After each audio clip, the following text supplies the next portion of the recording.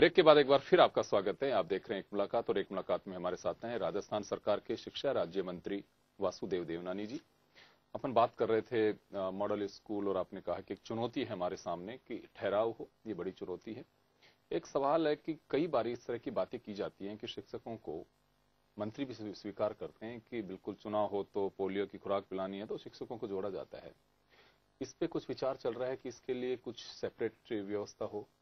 वैसे कुछ बातें तो पहले की तुलना में कम हुई हैं जी। जो हमारी सरकार थी पिछली बार, तो हमने केवल 4 ही कामों के लिए इनको कहा था। उसमें देखो, ये चुनाव है वो एक राष्ट्रीय हो, 5 साल में एक बार आते हैं, उसके साथ जोड़ा है। और कुछ जगह बीएलओ के रूप में जोड़ा है। तो बीएलओ से वास्तव में जो अपेक्षा है कि वह स्कूल आवर्स के बाद जाएगा और उसको ऑनर मिलेगा।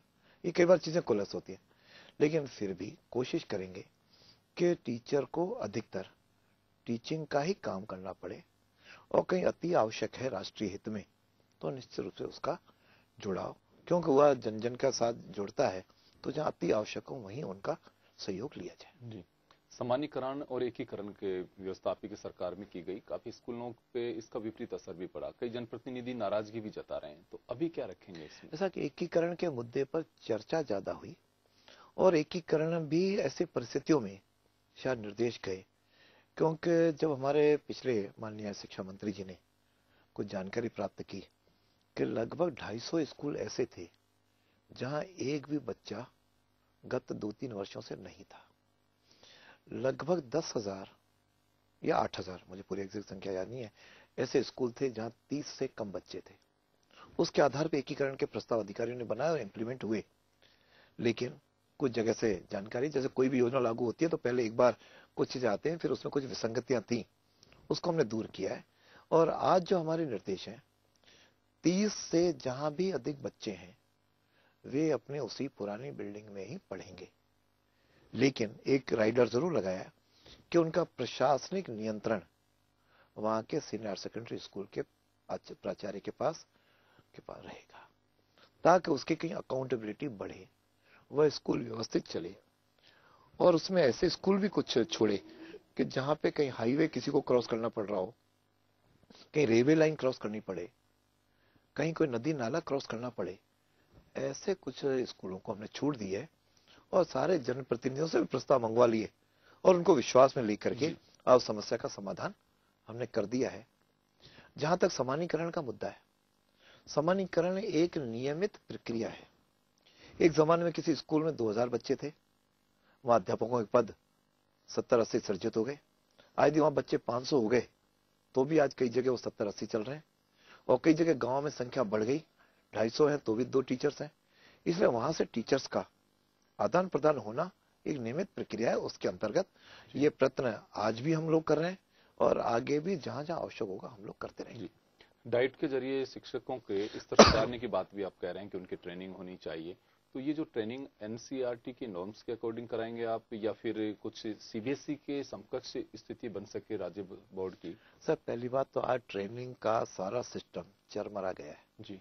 गत 5 वर्षों में मेरे राजस्थान की डाइट, यहाँ का सीमेट, यहाँ का एसआरटी सब लगभग डिफंक्ट थे। उसको वापस पटरी पे लाने का प्रयत्न कर रहा हूं।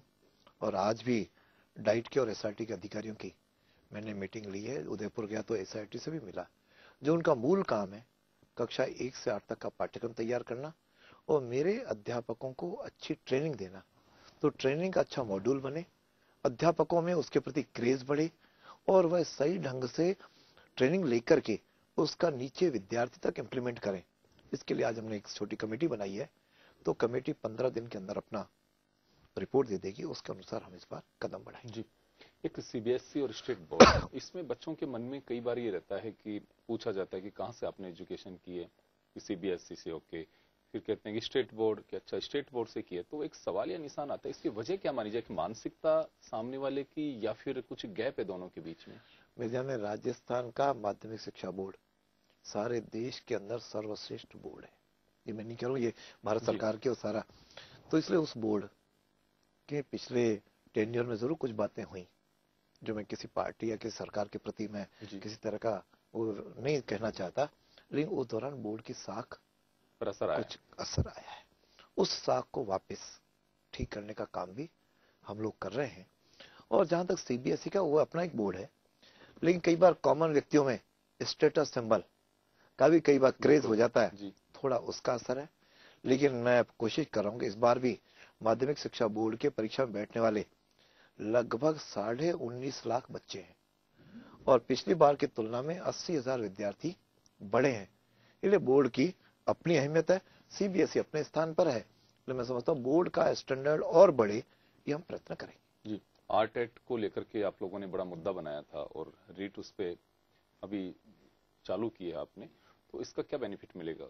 ऐसा पहले उस आरटेट के चक्कर में मुझे लगा नहीं कि पता नहीं एक टीचर बनने के लिए व्यक्ति को कितनी परीक्षा देना पड़े, उतना तो आरएस भी नहीं देता। बिल्कुल, आईसीएसई से भी ज्यादा एक टीचर बनने के लिए एग्जाम देने पड़ रहे तो इसीलिए उस सबको हमारे माननीय मुख्यमंत्री जी ने तो पहले ही घोषणा कर दी थी कि हम जब भी सत्ता में आएंगे उसको समाप्त करेंगे। बिल्कुल, और हमने वो वादा निभाया और आते ही उस आरटेट की परीक्षाओं को समाप्त किया। अभी केवल एक ही परीक्षा रीट होगी और उसमें भी पहले बीच में जो प्रस्ताव आए थे कि साहब रीट की परीक्षा के 60%, 20%, उसके 12वीं के इस प्रकार के अंक होंगे, 20% और कोई डिग्री होंगे, हमने सबको समाप्त करके, क्यों फिर ये लिटिगेशन में जाता है, इसलिए मैं चाहूंगा लिटिगेशन नहीं हो। अतः केवल रीट की परीक्षा के परिणाम के आधार पर शिक्षक की नियुक्ति होगी, हमने निर्णय कर लिया है। जी, बजट घोषणाओं की बात करें, अभी जो 2015 का जो 14-15 का जो बजट रहा उसकी, तो शिक्षा विभाग की जो घोषणाएं थी उनकी क्या पोजीशन है? अभी आपने रिव्यू भी किया होगा, क्योंकि अब तो नए बजट में भी बहुत कम समय रह गया। लगभग मुझे लगता है कि 90% के आसपास हमने पूरी कर ली है, बाकी 5-10% पाइपलाइन में जो भी हो जाएंगी। जैसे उसमें देर जरूर हुई है जी, जैसे साइकिलें हैं बच्चों को जल्दी मिल जाना चाहिए थी, वो हम अभी इस अगले फरवरी महीने में दे पा रहे हैं। इसी तरह कंप्यूटर है, ये सब, क्यों एक तो चुनाव, लोकसभा के चुनाव, उसका बजट सेशन होना, उसका एक प्रोसीजरल चीजें, फिर भी जैसे कई प्रतिभा खोज परीक्षाएं हैं, इस तरह कई चीजें थी जिसको अगले वर्ष हम इसका कैलेंडर बना करके ठीक करेंगे, इसका मेरा प्रयत्न रहेगा। आपकी पार्टी का जो स्वराज संकल्प पत्र रहा, मैनिफेस्टो को अपने नया रूप जो दिया था, उसकी जो घोषणा है 5 साल में आप लोग करेंगे, क्योंकि शिक्षा के बहुत लंबी घोषणा है, काफी एग्रीकल्चर है, आपके एजुकेशन है, पेयजल है, मेजर जो है वो इसी के अंदर है। तो आपको शिक्षा का भी एक शिक्षा जैसे हमने रीड किया जी, जिसमें अध्यापकों की नियुक्तियों की बात कही, अध्यापकों के साथ शिक्षा की गुणवत्ता की बात कही, हम आदर्श विद्यालय की ओर बढ़े हैं। इधर शिक्षा के अंतर्गत जो जो भी हमने माननीय मुख्यमंत्री जी ने घोषणा की उसको हम पूरी करते जा रहे हैं और मुझे लगता है कि शायद फरवरी के अंत तक ऐसी कोई घोषणा नहीं बचेगी जिसे हमने पूरा नहीं किया। जी, ये बजट घोषणा की बात कर रहे हैं, मैनिफेस्टो की अगर हम बात करें, मैनिफेस्टो 5 साल के लिए जी हाँ, मैनिफेस्टो 1 साल का नहीं बनता, फेजेस तय उसके करेंगे, फेजेस कुछ तय करेंगे और हर साल उस फेजेस में से ही जो पहले फेज है माननीय मुख्यमंत्री जी अपने बजट में घोषणा करेगी उसको हम लागू करते जाएंगे। कई स्कूलों में फैकल्टी खोलनी है, कई स्कूलों को कर्मोन्नत करने की घोषणा हुई थी, हमने 5,000 स्कूलों को कर्मोन्नत भी किया है। इस तरह धीरे धीरे बढ़ रहे हैं। आरटी के अंदर हमारा सोचता है कि उसमें संशोधन करेंगे, उसमें भी हम करने अपने स्तर का जो है हम करने जा रहे हैं और मुझे प्रसन्नता है कि उसका असर भी दिखाई देने लगा है। पिछली बार 8वीं के बोर्ड में केवल 1.5 लाख बच्चे बैठे और इस बार 11.5 लाख लोग बैठ रहे हैं। मैं समझता हूँ एक बहुत बड़ी शिक्षा के प्रति रुझान भी आया है और मेरे अध्यापकों का प्रयत्न भी है। जी, दूसरा, हर जगह का एक मॉडल एजुकेशन का प्रोजेक्ट जो है वो अडॉप्ट करने की कोशिश करते हैं, देखा जाता है। राजस्थान किसी स्टेट को मॉडल स्टेट मान करके या वहां की चीजों को देख करके हमारे यहाँ लाने की कोशिश कर रहे हैं। राजस्थान अपने आप में स्वयं में मॉडल एजुकेशन देता है जी, इसलिए उसके पाठ्यक्रमों में भी जहाँ आवश्यकता होगी वहाँ हम परिवर्तन करेंगे। क्योंकि मेरा स्टेट में विजिट करके कुछ विचार हाँ आवश्यकता होगी, जैसे मैंने कुछ स्टेट से बताया, जैसे ट्रांसफर पॉलिसी 5 स्टेट से मेरे पास आई है। बारामती में एक स्कूल बहुत बढ़िया चल रहा है। कल भी जब एनजीओ को बुलाया था तब साइंस फैकल्टी की कोई बस मूविंग मोबाइल तैयार हो सकती है, इस प्रकार के आइडियाज आए, तो नए नए सुझाव आए, इनोवेशन आए। एक गुजरात की एक एजेंसी है जिसने गुणोत्सव नाम का एक तैयारी की है। इसी तरह राजस्थान के अंदर कुछ प्रेरणा लेकर के कुछ प्रोजेक्टर से हम लोग स्कूल एजुकेशन में पढ़ाएं। नए नए, देखो मेरा एक क्लियर कट है, हम लकीर के फकीर तो नहीं है। मेरे 2 कंसेप्ट साफ है कि हम राजस्थान के विद्यार्थी को राजस्थान के गौरवशाली इतिहास हित में होगा, शिक्षा के हित में होगा, वो कदम उठाएंगे। जी, चलिए बहुत बहुत शुक्रिया। और मुझे लगता है कि शिक्षा वो क्षेत्र है जिसमें आपको ध्यान होगा कि नरेंद्र मोदी ने भी शिक्षक दिवस के दिन यही कहा था कि जो सदियों की सोचते हैं वो शिक्षक बनते हैं, और शिक्षक ही एक ऐसा है जो संस्कार देते हैं और समाज में एक दिशा और एक संस्कार का एक वृक्ष खड़ा करते हैं। तो बड़ी अच्छी बात है कि राजस्थान में आपने कहा कि टॉप 10 में, हिंदुस्तान के टॉप 10 स्टेट्स में हम एजुकेशन का स्तर बढ़ा करके और उसे शामिल करें, और जो बीड़ा आपने उठाया उसमें आप कामयाब भी हों। इन्हीं शुभकामनाओं के साथ में आपका बहुत बहुत शुक्रिया, और एक मुलाकात में बस इतना ही। दीजिए इजाजत, नमस्कार।